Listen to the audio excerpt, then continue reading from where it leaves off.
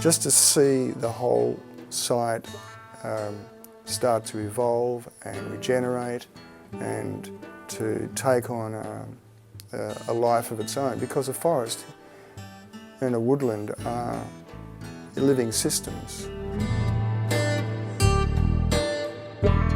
And to think that as humans we can actually be part of something like that, it's something much bigger than us, but that we can actually take the raw ingredients and actually put them in place and then watch it start to, it's a bit like making bread, I suppose, when you put a nice sort of yeast in with the bread and actually starts to grow and makes a beautiful loaf of bread. Well, in a much more complex way, what we're doing is introducing all the raw ingredients to grow a woodland or a forest, and then hopefully we'll be able to step back and just watch it all start to take place.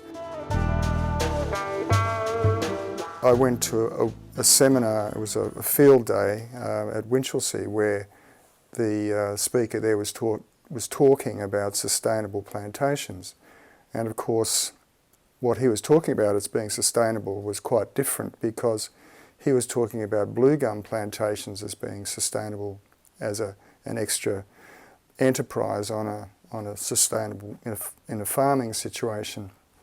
But that made the whole context of what I was trying to it changed.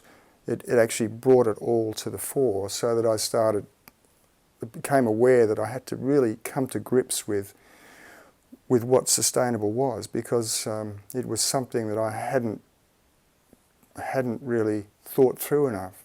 And it was just at that time, this was 12 years ago, that I decided I had to sit down and actually define it for myself. I just wrote it down. It took me about 2 weeks, and there it was. It was a design system that I called the Sustainability Index, and it really was. It just had the essence of really what I needed, and it was based on observations of natural systems, observations of what I could see in local reserves, and it was, some of those observations were drawn from my studies of ecology, and it was just remarkable how it all just fitted together.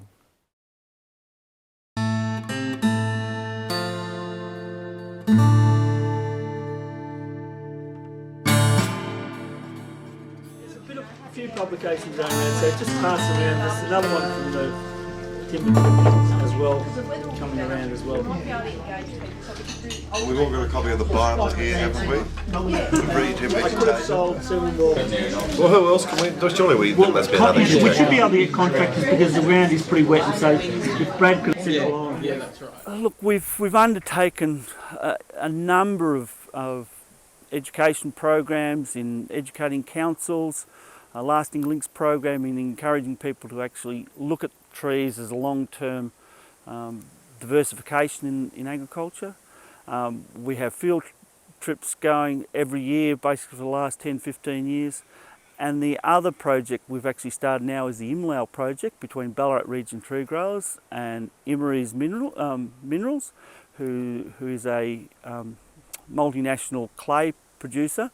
And I've worked with those people for nearly 20 years on and off, and they're very keen on actually getting trees back into the landscape around their mine sites in particular, but they actually see the benefits of diversification into not just having pasture but putting in trees, and the effect that Ballarat Region Tree Growers has had is that we're actually looking at putting in 10 hectares of bio-rich plantations, and some of those plantings will actually be harvested in the long term for saw logs, such as the ones you can see around here. So it's not going to be a major commercial basis for the project, but it will be one aspect, and if we could actually get some return out of that planting over after about 20 years, we see that would be a benefit and actually give some income into the project to actually continue the program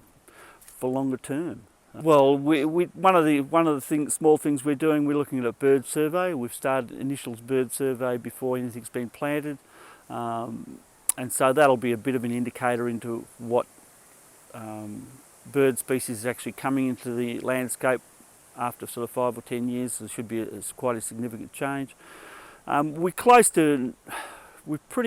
very close to remnant vegetation, so we're actually getting some natural regeneration since we've actually taken stock out from the area. The grazing doesn't occur anymore.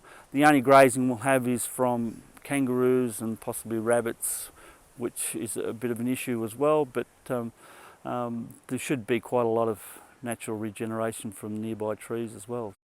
Well, we've set out to actually design the Imlal site so that we do incorporate the 5 layers. The only layer that will be absent initially will be the ground layer, so there won't be the logs, there won't be rocks, there will be tussocks. Part of the direct seeding that we'll be doing will include silver tussock and one of the larger forms of lomandra, the mat rush. So that'll provide reasonable shelter and habitat at ground level.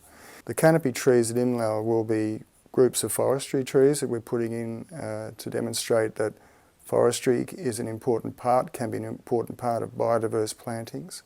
I think it's important to show farmers that they can actually get some return from that doesn't have to be exclusively for wildlife, that they can actually design it so they can get some return.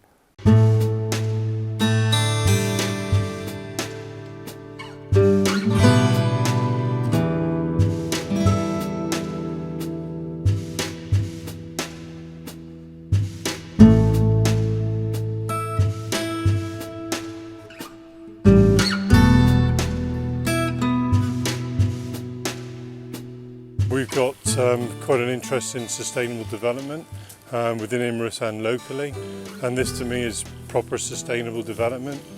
It's about meeting the needs of the current and meeting the needs of future generations, and I think what we're doing here is really exciting to me. We've mined a mineral that's gone into everyday use for people, and we're actually going to be doing something with the land which is going to provide a benefit rather than just having it sat there or return to a farmland. This is something that is going to be around for centuries, so it's really exciting for me, really exciting for the Imerys group as well, because we're very interested in how this is going to succeed and whether we're able to implement this in our other sites throughout the world. What we've done when we've chosen plants, we were aware that some parts of this 4.5 hectare site are quite wet, and we've selected plants to suit those wet sites. And we were aware also that they're around the fringes of it and up this eastern end it's quite dry, and we've selected plants for that as well. And I had hoped that people would be able to use their own judgment, they'd be able to see where it's wet and see where it's dry, but today that's difficult to do because we've had about 1.5 inches of rain over the last 24 hours and there's water lying around everywhere. What we've done is we've brought in a diverse mix of plant species, indigenous species to the Lal Lal area, and there's understory and there's shrubs, there's a couple of different sizes of shrubs, and we've already been in a week ago and we've planted the canopy trees and the forestry trees. The idea now is that people go out and they plant the shrubs in clumps, and I've colour-coded it so each plant has a stake next to it, so that it's a green stake for a shrub or a white stake for an understory plant. And all they have to think of is that they vary the colours. So if they find some plants with pink stakes, they can put a white or a green plant next to it. We're trying to match natural systems, but we're also providing the benefits that those natural systems provide by grouping the plants in the same species. I think particularly within Australia for the local minerals department, it'd be great to use this as an example, so that when you've got mineral sites opening up and part of their plans are having restoration and rehabilitation projects, to have something like this. So as I said, you're not just returning it to poor quality agricultural ground, you're really putting some value that's going to be around for centuries to come. So very, very interested, very excited about it, and great to be part of it. What I'm really getting excited about is the prospect that this site will start to develop and evolve like a natural reserve, so that plants will start regenerating. They'll start relocating themselves to find the best and most suitable sites to grow in, areas to grow in on the site. Birds will start bringing in more species than the plants we've actually planted, so there'll be these other vectors, as they're called, for wind and birds and water will actually bring in new species. Just to see the whole site start to evolve and regenerate and to take on a life of its own, because a forest and a woodland are living systems.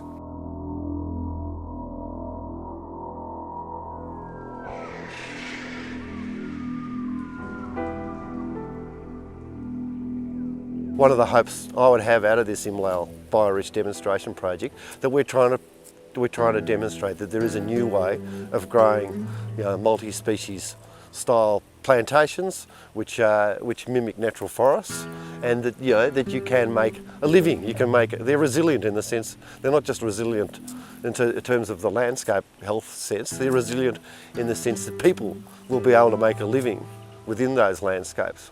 And I think unless we can find a new way of living in balance with the very fragile landscapes that Australia has in Australia, we're basically stuffed as a species.